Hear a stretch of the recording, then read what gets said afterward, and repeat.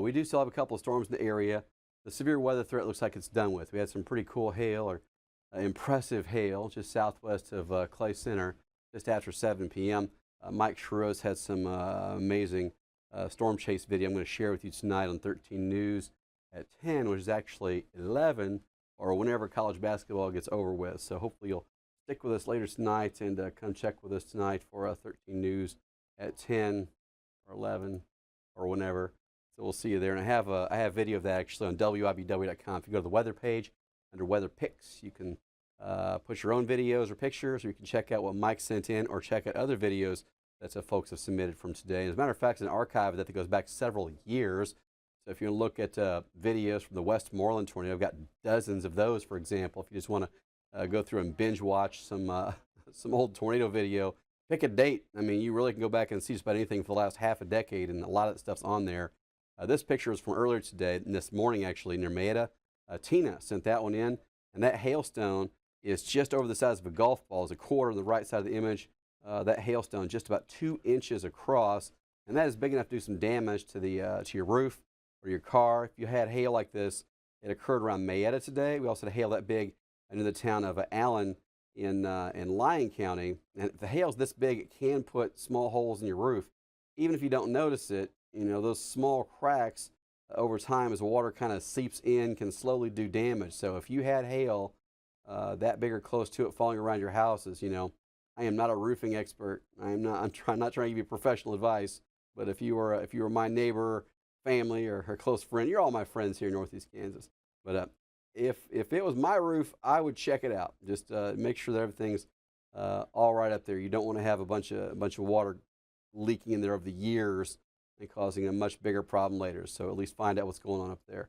So hail today, Maeda had that 2-inch diameter hail report in the picture there. Near Hoyt, 1-inch diameter.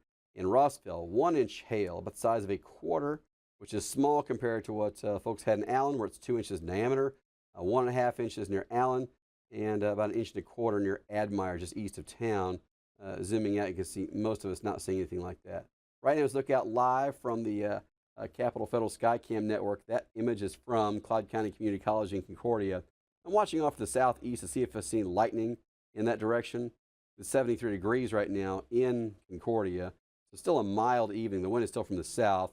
And you can see the storms are still in progress in areas like Junction City to just south of Fort Riley, just south of Abilene, seeing heavy rain. That's going to start moving into areas like Alta Vista, Volland, Eskridge. You'll likely see some heavy rain out of this next hour or so. You know, there's definitely I'd say maybe a 50-50 shot of Topeka seeing measurable rainfall from the way this is setting up. And this is not quite what computer models had on this. As a matter of fact, this is about 50 miles off of what I was showing you earlier, is where the rain would likely set up. It looked like this would be more along a Holton to Clay Center line, and instead it is right along. You know, it's like this thing's trying to drive I-70 basically with some isolated showers north of I-70, but the storms have formed about 25, maybe 30 miles south of where it looked like they probably would. All right, so there's the wind gust map. We have gusts over 30 miles per hour at times. Temperature still in the 70s where it hasn't rained. Salina has had rain at 68 degrees. And again, here's the computer model. You can see those showers staying mainly north of I-70. And the computer model is obviously a little off on that. But, you know, at least it shows rain and it's raining. So that's something. 59 degrees tonight. The rain will end by midnight for all of us. Tomorrow, 79. It's a warm, gusty day with winds as high as 40 miles per hour. Highs near 80 for all of us tomorrow. Saturday, we're in the upper 70s near 80. Now, on Saturday afternoon, got to watch this. This is a severe weather risk for sure. There's a cold front, strong low pressure area, plenty of Gulf moisture riding in here from the south. And we have, it's a different era now with the Weather Service having, you know, fewer folks. I'm not complaining. I'm just saying these are things we have to watch for closely. So on Saturday, this is a day that I might go, you know, it's a small chance. But there are fewer weather balloons going up now. The data is not as good as it was before. There'll be changes. Things are going to improve, and it'll get better, I know. You know, so, but this thing on Saturday, just be aware. There's a risk of severe weather on Saturday evening and Saturday night. Now, there's nothing going to change how we would see things on radar. So if we do get a tornado that pops around here, I'm going to see that. We have our cameras, we have storm spotters, everything's gonna be the same. The only thing that I'm concerned about is the forecast data a couple of days out here if the weather balloon difference makes a difference. I mean, I've been forecasting weather since I was, a student at Mizzou back in the 1990s, and we've had weather balloon data from all these spots that whole time, and now some of the spots don't. So I don't know how that's going to mess with the commuter model. I just don't know.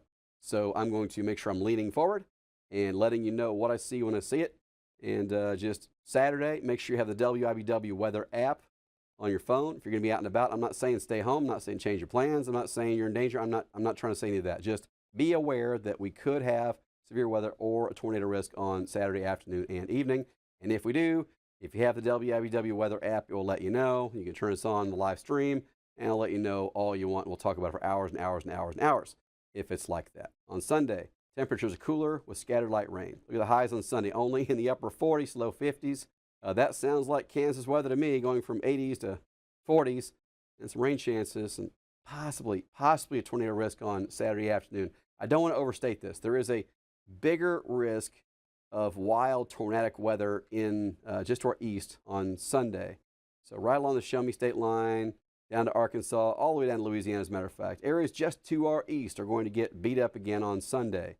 So don't confuse the event Sunday that's east of us with the forecast for what I'm saying here for Saturday.